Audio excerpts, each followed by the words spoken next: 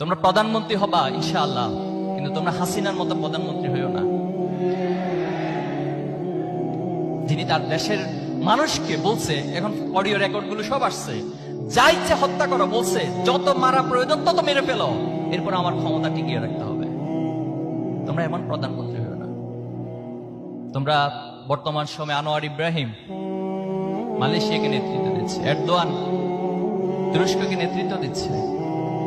তোমরা ওমরের মতো প্রধানমন্ত্রী হবা, যে ওমর দিনের বেলায় ঘুমাতেন না, যে কোনো প্রজা বা কোনো রাষ্ট্রের নাগরিক যদি আমার কাছে অধিকারের জন্য আসে আর আমি যদি দিনের বেলা ঘুমিয়ে থাকি, তাহলে তারা তো অধিকার ছাড়া তাদেরকে চলে যেতে হবে। আবার তিনি রাতের বেলায় ঘুমাতেন না, রাতের বেলা চিন্তা করতেন আমি যদি ঘুমাই আর আমার একটা রাষ্ট্রের যদি একটা কুকুরও না খেয়ে যদি মারা যায়, তাহলে কাল কিয়ামতের দিন আমি আল্লাহর কাছে কি জবাব দেব? তোমরা এই অনুভূতি সম্পন্ন প্রধানমন্ত্রী হবা।